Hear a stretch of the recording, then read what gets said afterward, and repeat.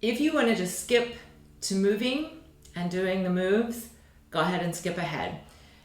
Today, you are going to be doing a few moves for lower back pain. Now, lower back pain could come in many different forms and for many different reasons. These are just a few things that you can do today that are very gentle, very safe, and that are just going to help shift your nervous system, because no matter what the cause of your back pain, the way your body is reading your pain elevates you into a little sympathetic nervous system. So you're a little bit in fight or flight kind of all the time, and that's really, really fatiguing and very, very distracting.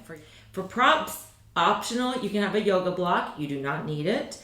And I always have some head support all right, I'll meet you on the mat. All right, resting on your back on the mat. You are going to, again, pad up your head, pad up your low back. Like if you feel like your back is really tense and really arched off the mat, grab some extra towels or blankets or a hoodie and fold it up and give yourself some padding so that you're building the mat up to you, so that your body gets the sense of, oh my gosh, I can relax. I can drop down.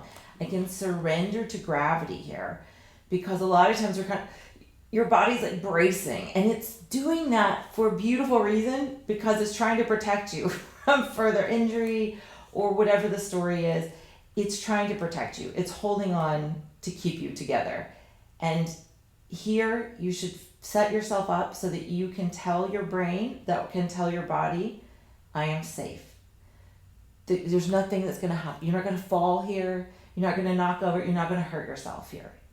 And you're going to get there and you're going to let your hands rest on your belly. You could do one hand in the low belly and one hand kind of in the middle. And we're going to do a wave-like breath.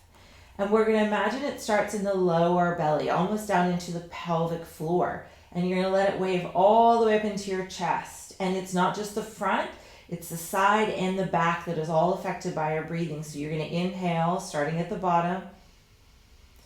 Fill up that middle. Go all the way up to the chest. And then as you exhale, just let everything sink, almost like you're sinking and spreading out into the mat even longer, even more. And then you're going to do that again. You're going to inhale, inhale, inhale, inhale, stretching a little bit beyond that inhale. And then exhale, exhale, exhale. Just letting everything hollow and sink down into the mat. 2 more like that. Inhaling, inhaling, inhaling, inhaling. And exhale, exhale, exhale, exhale. Keep exhaling, keep sinking and releasing. 1 more like that. Inhaling, inhaling, inhaling, inhaling. And then exhale, exhale, exhale, exhale, exhale, letting it all go. Don't go to the point of excessive strain, but make sure you're really letting it go, so that you know that when you're inhaling and you're exhaling, it's really kind of a rebound or a response. And then just let your breath calibrate. And if you like to use the yoga block, you will remove any head support and you will slide your yoga block on the lowest setting underneath your pelvis, right? This is not for everyone. This is only if this is right for you. Now, if you're using a yoga block, you want it like this, and you are trying to keep your sacrum and pelvis, the front and the back of your pelvis that's in contact with the block, level. If you're not using the yoga block, you're doing the same thing just on the ground. And very slowly, you're going to take one leg and slide it out. And you're going to go as straight as you can without letting your sacrum, your pelvis, your ribs, or your waist twist. So I do have to use a little bit of abdominals. And maybe that means my leg doesn't straighten all the way at first, especially if you're on the block, because it's a little bit more stretch. The positioning is taking your leg into a little bit of a hip extension, just a tiny bit. And you're going to breathe here. And if you can get your leg relatively straight, if you want to increase the little pull there, you're going to fold the other leg in towards your chest. the amount that feels right for you. Now, this is a pretty big one leg going one way and the other leg going the other way. So you can pause there and you try and keep your pelvis and sacrum as center as possible. Try and let your ribs and your shoulders and your throat and your jaw relax. And you're just going to breathe there. You may not be perfectly centered, but I want you to go back to those nice deep breaths as you hold here. So you'll inhale for a 3 or 4 count, filling up all the spaces of your whole torso, front, side, back, pelvis to chest. And as you exhale, let it all go. Even let your eyebrows soften. Keep that bottom leg reaching, whether you're on the block or on the floor. Inhaling again. And exhale. I'm inhaling through my nose and like fogging a mirror, an imaginary mirror with my breath on the way out. One more there. You can also just exhale through your nose. You don't have to exhale through your mouth.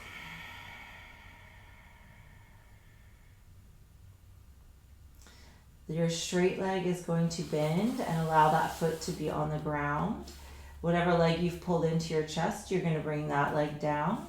And then we're going to just take a moment and feel, am I centered? Am I a little off center? Sometimes we just shift, so you wiggle, you do whatever you need to do there. Again, if you're using the block, leave it there. I'll use the block on this other side. But if you've been on the block, stay with the block. If you're on the floor, stay with the floor. Slowly stretch your other leg out. So just let that happen. Notice how your leg reaching pulls your pelvis, pulls your spine, right? And you're just trying to lengthen and stabilize against the weight of that leg. There's a hint of abdominals. You're going to fold your other leg in when you're ready. You can grab your shin or you can grab your thigh. And then just keeping a little energy going out through that bottom leg, that straight leg. And you're just going to hold there, soften the shoulders, the throat, the jaw. You're going to do your breathing again. Inhale, inhale, inhale, inhale. Exhaling, letting everything go. Just being with your body and your breath. And then exhaling, letting it go. One more breath here. Keeping that energy out through that bottom leg.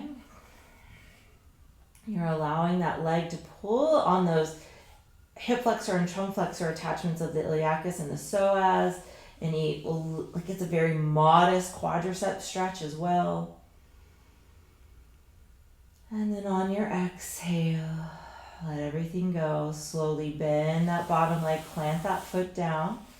Bring both feet to plant. If you're on the ground, just take a moment and feel that. If you're on the block, we're going to come off the block, but especially if you have an unstable SI joint, you're going to really want to anticipate the weight of your pelvis and your spine being lifted by kind of squeezing your hamstrings and glutes as you lift off the block just a little bit and then come down. And from there, we're going to do very gentle knee sways because we don't want to always over twist. And you're going to let your knees just gently roll one way. And I'm not trying to do like stack my feet, shift my feet around. I'm letting my feet be just comfortable stance.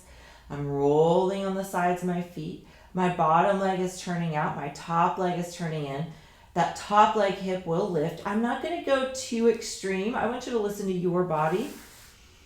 But when you're going to come back, instead of just keeping your back arched and leading with your knees, you're going to exhale. You're going to think shoulders are wide. Exhale, ribs drop back and wide.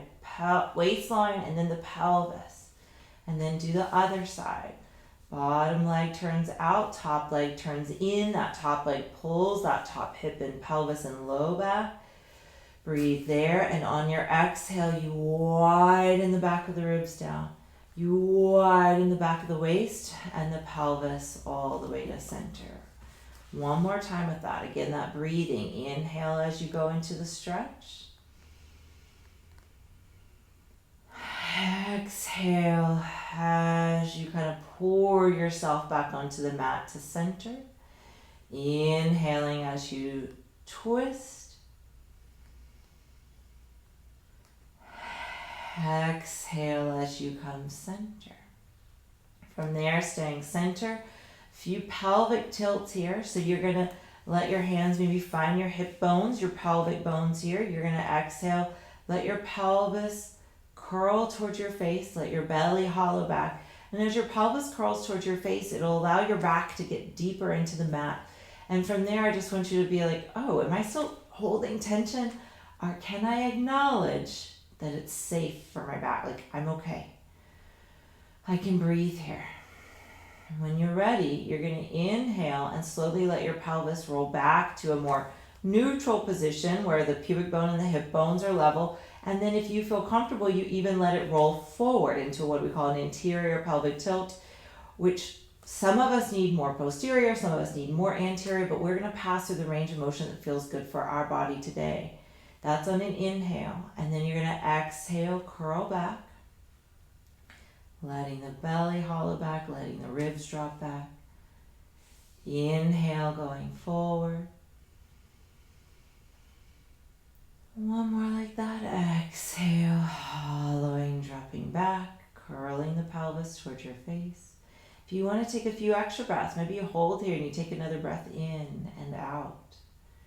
And then when you inhale, you roll the pelvis forward. And there's so many details we could finesse there. We're just going to keep it basic because maybe we've got so much pain that our brain space cannot handle that much detail. We can only handle just breathing and gentle, slow movements. And when you're ready, you're going to bring your feet a little closer to your butt and a little closer together. Very gently, you're just going to lazily roll to one side. Hang there for a minute, breathe. And then you're going to make your way to your hands and knees. If you need any knee padding or hand padding, by all means, pad up.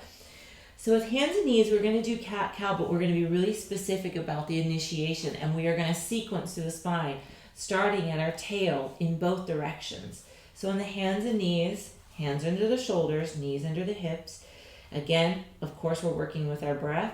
You're going to press into the mat through the shins and the hands, so there's some feedback through the limbs into the trunk. And on your exhale, you're going to curl the tail, which will roll the pelvis, which will then pull the lumbar vertebra.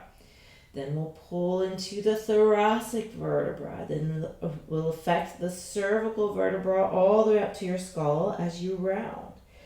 Take a moment and breathe. And as you breathe, see if you can push your breath into that back body, like you're breathing into your back of your t-shirt. And then as you exhale, you're just going to hold that, soften the shoulders away from your ears and just hold that stretch. Maybe pull the belly in and up.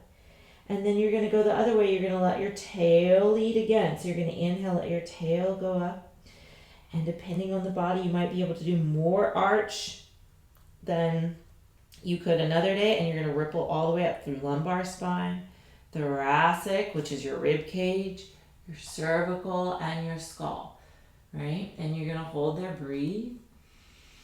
And then you're going to exhale and start with the tail again, curling the sits bones towards the backs of the knees, the coccyx and the sacrum pull down towards the mat, the lumbar spine curves, the thoracic slowly rounds, shoulders drop away from your ears, your neck and your head round. So you're making like a very nice long arch, not a tight curl, but the longest arch you can. Stay there and just kind of hug your legs and your arms a little bit to the center, just like a hint of a magnet, drawing them together. And then slowly start at your tail as you go the other direction. So it's those pelvic tilts that you just did on your back. You're starting with that, but now you're allowing it to ripple through your whole spine. And what we're doing is we're trying to get the segments of the vertebra, the vertebral segments, to like at least have some evenness in their movement. So that's why I'm more interested in how even and long the curve is rather than how intense the curve is. When you're ready, we got one more like that. Let the sacrum and the tail reach down.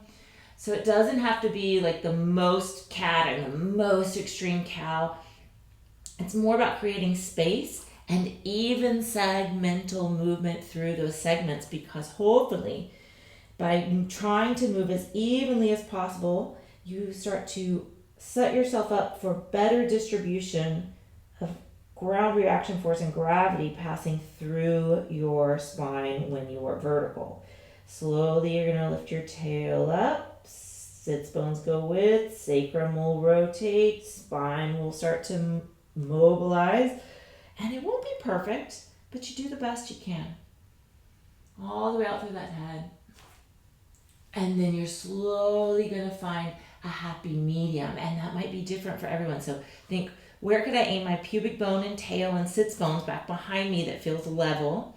Where can I bring my ribs to lift and float? And then where can I bring my face or my head so that my neck feels the most at ease?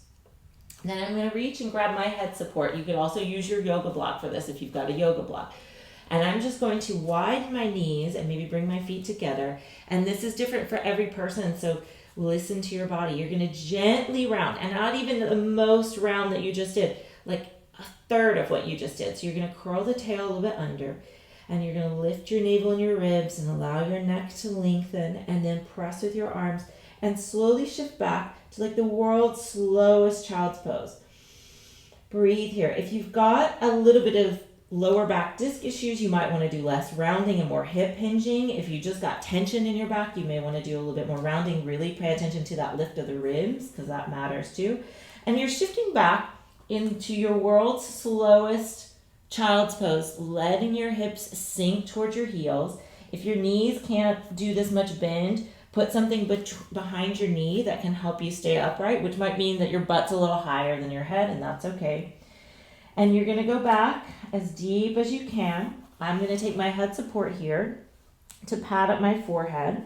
And then I'm going to reach my arms out. I'm even going to lift the palm of my hand so I can reach through the back of my hand there. And guess what we're going to do here? Breathe. So you're going to hold, let yourself sink into, like this is where that padding up and making it feel accessible and comfortable for your body is so important, so that your body can read this as, oh, I'm safe. I'm safe.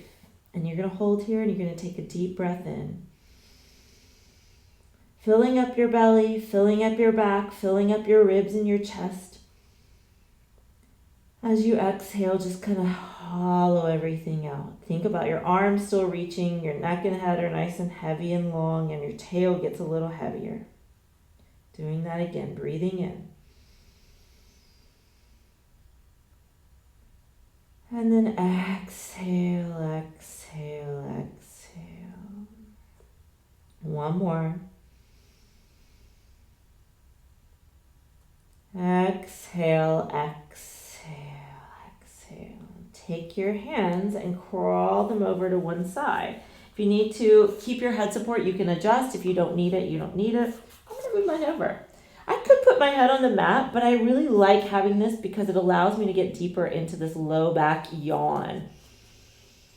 And I've got one arm over, and if you wanted to, you could even, whatever arm's stretching over to the side, you could reach your hip a little bit away from that arm and breathe more specifically into that side. It's just intention, right? I'm intentionally breathing more into one side. 3 breaths on each side. I know it's hard to stay and just be kind of, it feels like you're being lazy. But this is so important for us to take this time to rest. Walk your hands to center and over to the other side. Adjust any padding that you need to. And then if you need to shift the hips, you do that as well, and you breathe. You know, whether or not we have back pain, a lot of us struggle with sort of like ongoing stress just because of the way our lives are. And there's nothing right or wrong or bad or good about it. It's just what it is. Breathing in and breathing out. Setting your intention to stretch, maybe a little extra breath into the side that you're stretching. But it's good for us to have some practice of rest and restore. Then you're going to walk yourself to center. And really, I don't want you to just pop your head up. I want you to slide your arms by your knees or by your legs somewhere. You're going to use your arms. You're going to breathe in. On your exhale, you're going to feel your belly. So using your abdominals, pull a little bit away from your thighs, and you're going to use your arms pushing into the mat as you press, and you're thinking about rolling your pelvis to level. So I'm thinking about bringing my pubic bone, my hip bones level. I can feel my sits bones on my feet. Now, if you're more in knees can't do that, you're not going to feel your heels on your sits bones, right? So you're using your arms, you're rolling up to neutral. Then I'm going to bring my ribs over my pelvis. So there's a very minimal pull here, and then slowly bring the rest of your body upright. And then we're going to go back to where you started, resting on your back. And we're going to be very gentle as we come there. So head support if you need it. You are going to rest on your side, then roll over onto your back, because it's really, really nice and safe for your spine, especially if you do have those structural things going on. And then depending on what your body needs, you can take your feet together and your knees apart. If you do knees apart, and I highly recommend taking like a sofa cushion, or like I have a yoga block here, I would do it on both sides and let my leg rest on something and just breathe there. And you think about this yawn out through the thighs and the pelvis, because sometimes our tension is coming because we're so tight from like the navel to the hip joint or the navel to the thigh. And so this is a really nice open place to be. And you let your arms rest and you breathe. Now, this is not the position for everyone.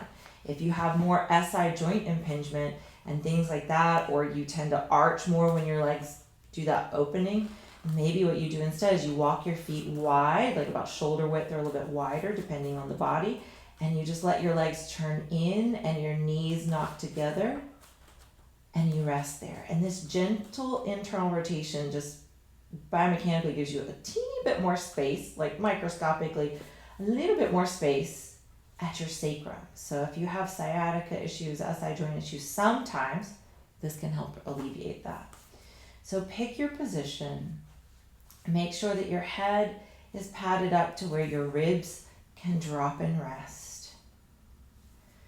Let your shoulder blades be positioned where they can relax, even if that feels a little elevated. The collarbones roll open. The throat gets nice and soft. The jaw releases. Almost like you feel like there's more space between your molars and between your ears. Your eyebrows soften. You place your arms and your feet and your legs, again, where that feels good to you.